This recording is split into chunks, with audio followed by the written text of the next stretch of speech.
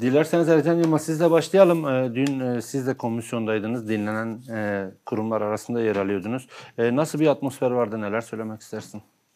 Yani özellikle komisyonun kuruluşunu çok önemsediğimizi belirterek başlamak istiyorum. Uzun yıllardır aslında bu Kürt meselesinin çözümü konusunda meclis çatısı altında bir girişime ihtiyaç olduğunu ifade ediyorduk. Bu Ekim ayından bu yana başlayan süreçte beraber işte mecliste oluşturulan ve neredeyse meclisin %90'ını temsil eden siyasi partiler açısından söylüyorum bir komisyon oluştu. Komisyon bizden önce bu çatışmalı süreçte yaşamını yitiren güvenlik görevlilerinin aileleriyle görüşmüştü. Dün de İnsan Hakları Derneği ve insan hakları alanında çalışan diğer kurumlar, İnsani Yardım Vakfı, Mazlum Der ve ve Tahir Elçi Vakfı ile görüştüler. Tabii bizden önce de yine bu sürecin en önemli tanıklarından olan Cumartesi anneleri ve Barış anneleriyle görüştüler. Aslında yani ben kendi şahit olduğum bölüm açısından şunu söyleyebilirim. Komisyon aktardıklarımızı, meseleye dair çözüm önerilerimizi dikkatlice dinledi, notlar alındı. Ve kendi hazırlamış olduğumuz raporları da hem biz hem diğer kurumlar komisyona sundu. Bu haliyle şu an için bizde olumlu bir izlenim bıraktı. Ancak bugün de yoğun bir şekilde basında yer aldığı üzere ana dil meselesiyle ilgili bir kriz yaşandı. Yani onları biz de açacağız programın ilerleyen Onun dışında bir olumsuzluk sezmedik biz. Yani komisyon üyelerinin aktarımlarımız konusunda bir merakı ve bir ilgisi vardı. Ercan Yılmaz size dönecek olursak yani komisyona neler anlattınız? Kayıp yakınları nelerden bahsetti? Biraz oradan geçen diyalogları konuşursak. Tabii ki özellikle cumartesi insanları ve barış anneleri zaten basına da bir kısmı yansıdı. Bugün tutanaklar da meclisin sitesinden paylaşıldı. Sizin aracılığınızla bunu da belirtmiş olalım. Tutanakların tamamı bugüne kadar yapılan 5 toplantı tutanağı da Türkiye Büyük Millet Meclisi'nin sitesinde mevcut. Aslında herkesin bu tutanakları okuması gerekiyor. İçeride ne konuşulduğunu, kimin nasıl bir yaklaşım sergilediğini görebilmek açısından.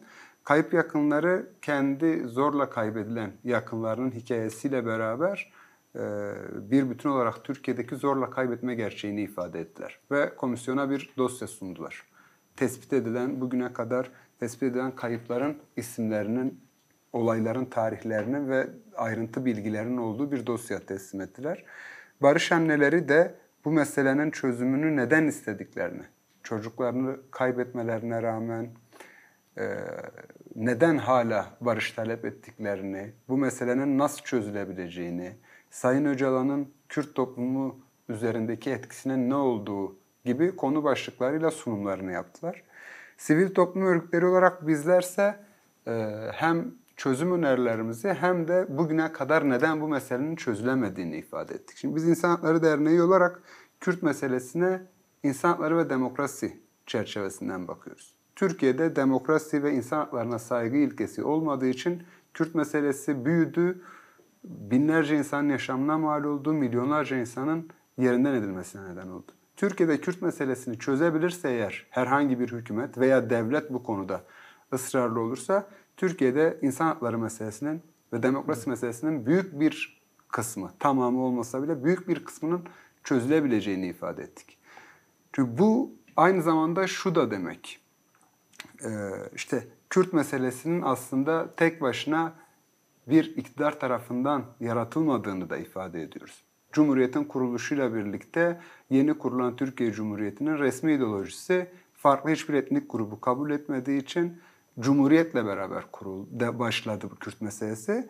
Bugün de sadece bir partinin çözebileceği bir mesele değildir. Bu açıdan da komisyonu aslında önemsiyoruz. Orada işte İYİ Parti dışında mecliste grubu bulunan bütün siyasi partilerin yer alması aslında hani AKP'nin, MHP'nin, CHP'nin bulunması bu meseleye dair bir konsensüsün sağlandığını ve devletin bu meseleyi çözmek konusunda irade gösterebileceğini bize gösteriyor.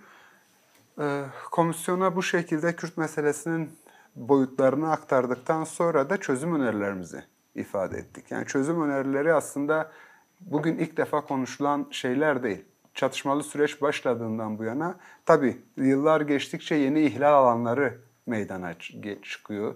O karşımızdaki problem daha da büyüyor. Ancak temel bizim sunmuş olduğumuz 10 maddelik bir çözüm önerisi taslağı vardı. Bunların içerisinde işte özellikle 11 Temmuz'dan itibaren işte 11 Temmuz'da PKK, 30 PKK militanının silahlarını imha etmesinden sonra PKK'lilerin Türkiye'ye Barış ve dönüş, Demokrat Toplum Grubu'nun Barış ve Demokratik Toplum Grubu'nun ve bundan sonra silahlarını bırakacak olan militanların Türkiye'ye dönüşü için yasal değişiklik, yasal bir altyapı, entegrasyon yasaları hazırlanması gerektiğini ifade ettik. Yine yaklaşık 100 yıldan bu yanadır bir mezar yeri konusunda talebi olunan bir şahıs var. Şeyh Seyit Rıza, daha sonra işte 1960 darbesi ihtilalinden sonra Said Nursi. Bu her üç şahsiyet de Kürtler açısından manevi değeri yüksek olan kişiler ve bugün hala nerede defnedildikleri ne aileleri tarafından da Kürt halkı tarafından da bilinmiyor. Bu mezar yerlerinin açıklanması gerektiğini bahsettik. Türkiye'de Kürt meselesinin artık çözüm aşamasına geldiğinin toplumda bir inancının güçlenmesi için bu tarz sembolik adımların atılması gerektiğinden bahsettik. Hasta mahpusların, politik mahpusların durumu şu an bir insan hakları krizine dönüşmüş durumda. İdari Gözlem Kurulu kararlarıyla 30 yıl, 32 yıldan fazla süre hapishanede tutulan insanlar var. Burada işte idari gözlem kurullarının ortadan kaldırılması gerektiğini, infaz kanununun eşitlik ilkesine uygun olarak değiştirilmesi gerektiğini, terörle mücadele yasasının bir bütün olarak kaldırılması gerektiğinden bahsettik. Bir zorla kaybetme gerçeği var. Cumartesi annelerinden bahsettik az önce. Türkiye'de özellikle 90'lı yıllarda Kürdistan coğrafyasında binlerce insanın zorla kaybedildiğini biliyoruz. Bu insanların akıbetinin açıklanması, faillerinin yargı önüne çıkması ve devletin bizatihi bu insanların ailelerinden özür dilemesi gerekiyor. Resmi bir özür ve tanzim sürecini başlatması gerekiyor. Çok uzun bir süredir çok gündemde olmayan ama çok ciddi anlamda bir ihlal alanı olarak değerlendirilmiş toplu mezarlar meselesi var aynı zamanda. yani binlerce. 2014 yılında evet bizim hazırladığımız bir rapor var elimizde. Bunu da komisyona ifade ettik. Şu an tespit edebildiğimiz kadarıyla görgü tanıkları, olaya şahit olan insanların beyanlarıyla veya işte mahkemelere yansımış olan itirafçı beyanlarıyla Türkiye'de ağırlığı yine Kürdistan coğrafyasında olmak üzere 303 toplu mezar var. Bu 303 toplu mezarın içerisinde 4000'den fazla insanın cansız bedeninin olduğu iddia ediliyor.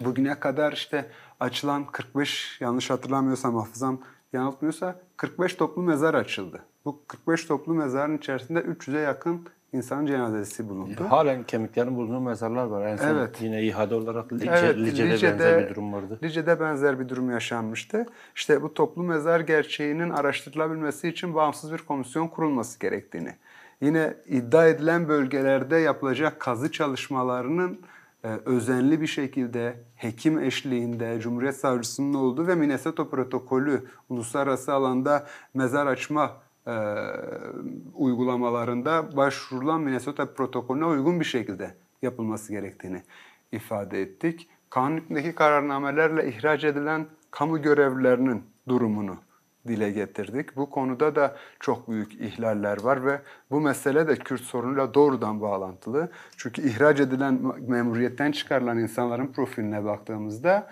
sendikal faaliyet yürütmüş, bizim gibi insan hakları mücadelesi yürütmüş, birçok kamu görevlisinin darbe bahanesiyle olağanüstü halin vermiş olduğu kanundaki kararname yetkileriyle kamu görevinden çıkarıldığını biliyoruz. Haklarında mahkumiyet kararı olmamasına rağmen çıkarılan yüzlerce binlerce insan var.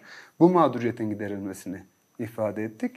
Bu şekilde tek tek önerilerimizi bu bahsettiğimiz meselelerin çözümünün sağlanması halinde bile tek başına Kürt meselesinin çözülemeyeceğini, ancak toplumun bir rahatlama evresine geçebileceğini, aslında Kürt meselesinin tamamen kalıcı bir şekilde çözülebilmesi için eşit yurttaşlığın sağlanması gerektiğini, ana dilde eğitimin sağlanması gerektiği, Kürt kültürü ve dilinin anayasal güvence altına alınması gerektiğini ifade ettik.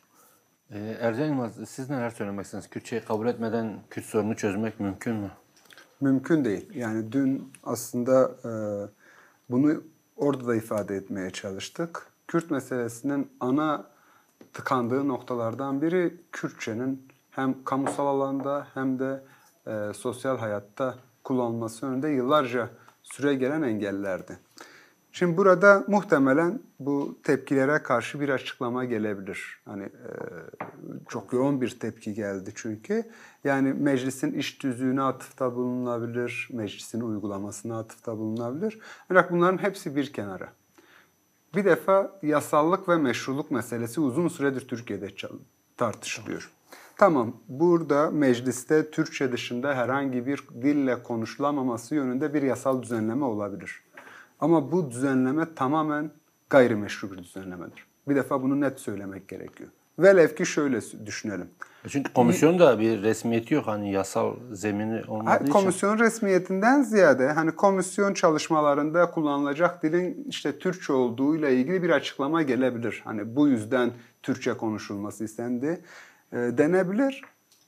Dikkat çekmeye çalıştığım nokta başka bir şey. Şimdi velev ki diyelim ki 30 yıl önce, 40 yıl önce, 50 yıl önce meclis çalışmalarına sadece erkekler katılır diye bir yasal düzenleme yapmış olsaydı. Bu kanun geçmiş olsaydı ve bugün mesela bu meclis kadınların veya farklı cinsel yönelime sahip insanların meclise girmesine engel mi olacaktı? Bu Türkçe konusunda yıllar önce yapılan bu düzenlemenin artık meşru anlamda hiçbir karşılığı yok. O dönemde de yoktu, bugün de yok. Burada Meclis Başkanı'nın inisiyatif alarak bu konuda sürecin de ruhuna uygun bir şekilde, uygun bir davranış olurdu bu. İsteyen herkesin orada istediği dilde konuşabileceğini söylemesi gerekirdi. Çünkü tutanaklara da baktığımızda iki milletvekili çok ısrarlı bir şekilde annenin Kürtçe konuşmak istediğini, Kürtçeyi daha iyi kendini ifade edebileceğini ama çeviri olarak kendilerinin çeviri yapabileceğini, tutanağa Kürtçe yansımasın. Ama yeter ki burada anne kendisi daha rahat ifade etsin. İsterseniz tutanağa Türkçe yansıtın demelerine rağmen, böyle bir teklife rağmen hayır denmiş ve Türkçe konuşulmakta ısrar edilmiş. İşte bugüne kadar Kürt meselesinin 100 yıldan fazladır çözülememesinin nedeni aslında bu. Çok basit bir örnek. Çok hayati bir mesele konuşuluyor. Çocuklarını, yakınlarını bu çatışma sürecinde kaybetmiş insanlar. İlk defa böyle bir fırsat ellerinde. Devlet ilk defa kendilerini muhatap alıp dinliyorlar. Evet. Ve sorunun çözümüne çok ciddi katkıları olabilecek insanlar. Ama burada hala o devletin kibriyle, o devletin sert ve baskı kuran yüzüyle insanlara bu şekilde yaklaşılmasının hiçbir katkı sağlamayacağını düşünüyoruz. Yani bu tarz yaklaşımlardan vazgeçilmesi gerekiyor. Yine söylüyorum, yasaların tamamı, Türkiye'deki yasaların tamamı meşrudur, hakları karşılıyor diye bir şey yok. Dünyanın hiçbir yerinde böyle bir şey yoktur. Yasal düzenleme olabilir ama o yasal düzenlemenin meşruluğunun tartışılması gerekiyor. Evrensel insan hakları hukukunda, dünyadaki evrensel kural kaidedeki karşılığını. Yani gülünç duruma düşüren bir şey bu. Yani bu süreç, bu mesele dünyanın birçok yerinde takip edilen, Birleşmiş Milletler'den tutun da Avrupa Birliği'ne kadar birçok resmi kurumdan bu müzakere sürecinin başlatılması konusunda takdir ve tebrikler yayınlandı. Bütün dünya bu meseleyi izliyor. Ancak Türkiye Büyük Millet Meclisi bu kadar önemli bir meselede ana dilde kullanımının önüne tıkamaya çalışıyor. Bunun dediğim gibi sürecin ruhuna da temel insan haklarına da uygun olmadığını düşünüyorum.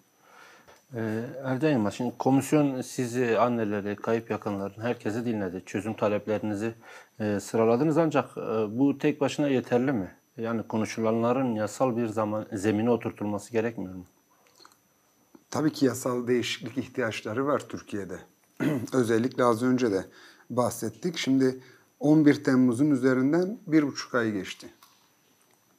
1,5 aylık bir süredir, yani uzun yıllar, 30 yıldan fazla bir süre, Yani çatışmalı sürecin başlamasından sonra işte 93 yılında ilk defa bir ateşkes ilan edildi ve Kürt meselesinin demokratik yollarla çözümünün ilk konuşulduğu, tartışıldığı zamanlar o zaman. O günden bu yana devlet tarafının ısrarlı bir şekilde söylediği bir şey vardı. Silah varken, çatışma varken bu mesele konuşulmaz. Silah ve çatışmanın sona ermesi lazım. Şimdi 40 günden fazladır, 40 günden fazla bir süredir silah ve çatışma çok önemli bir sembolik eylemle beraber sona erdi. Yani bundan önce de aslında 1 Mart'ta PKK ateşkes ilan etmişti ama 11 Temmuz'u herkes bir milat olarak kabul etti. Silahların imha edildiği törenle beraber. O zaman artık yasal çerçevesi ne olacak? Bunun ciddi şekilde konuşulması lazım. Şimdi komisyon görüşmelerini yaptıktan sonra muhtemelen bir süre daha bazı kurumlar ve kişilerle görüşmeler yapılacak. O görüşmelerden sonra ivedi bir şekilde, hızlı bir şekilde alınan o öneriler, sivil toplum örgütleri çok ciddi önerilerde bulundular. Bizatihi komisyon üyeleri, siyasi parti temsilcileri çok önemli önerilerde bulundular. Arada çok zaman geçirmeden, bu meseleyi çok uzatmadan özellikle PKK'lilerin geri dönüşüyle ilgili, toplumsal hayata katılımıyla ilgili yasal düzenlemeler yapmaları lazım. Bu yasal düzenlemeleri yaparken dünyada daha önce bu tarz çatışma çözümlerinde ne tür yasalar yapmış bunların incelenmesi lazım. Belki o çatışma çözümlerinde yer almış uluslararası kişiler ve kurumlardan destek istenebilir.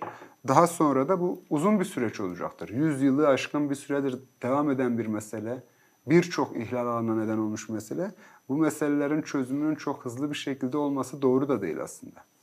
Bu sindire sindire ilerlenmesi lazım ama acil durumlar var. İşte mesela belediyelerin hakkında hala atanan kayyumlar. Yani şimdi atanan kayyumlar, evet, belediyelere atanan kayyumlar sadece gelip işte o işte tırnak içerisinde suçlu belediye başkanının yerine oturmuyorlar. Aynı zamanda işte kaç gündür gündemde Van'da 232 tane kamu emekçisi, işçi Van Belediyesi kayyumu tarafından işten çıkarılıyor.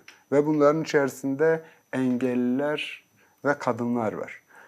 Bu kişileri çıkardıktan 3 gün sonra bu kişilerin yerine bu sefer başka biraz daha işte kendilerine yakın, kendi kadroları olarak değerlendirebilecek insanları işe alıyorlar. Kayyum meselesi başlı başına çözülmesi gereken, insanların bu sürece inancını test eden meselelerden biri. Hala işte Mardin Büyükşehir Belediye Başkanı, Belediye Eş Başkanı Ahmet Türk, İmralı heyetinde yer alıp barış meselesine ilişkin mesai yaparken, Şen Yaşar ailesinin yaşamış olduğu meselede arabulucu rolü kendisine verilmişken ama başkanı olduğu belediyeye giremiyorsa burada insanların kafasında çok ciddi anlamda bir soru işareti oluşur. AİHM'in vermiş olduğu özellikle Demirtaş hakkında, Figen Yüksekdağ hakkında, Kavala hakkında, Can Atalay hakkında verilen hükümler var, ihlal kararları. Bunların uygulanmaması suç aslında. Bugün Türkiye'de o kararları uygulamayan hakim savcıların tamamı suç işliyorlar. Bugüne kadar bu insanların özgürlüklerinden mahrum kalmamış olması gerekiyordu. Bu kararların uygulanmasının önünde herhangi bir engel yok. Yine ivedilikle yapılması gereken meselelerden biri bu. Şimdi umut hakkı sadece Sayın Öcalan üzerinden tartışılıyor ama Türkiye'de 4000'den fazla ağırlaştırılmış müebbet hapis cezası alan insan var. Bu umut hakkı sadece Avrupa İnsan Hakları Mahkemesi'nin verdiği karar hiç kimsenin hapishaneden ne zaman çıkamayacağını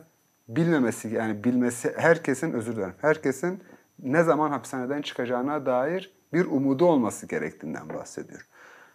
Burada Sayın Öcalan'la aynı hukuki durumda olan 4000'den fazla insan varken bu meseleyi dönüp dolaştırıp bir pazarlık meselesine çevirmemek gerekiyor.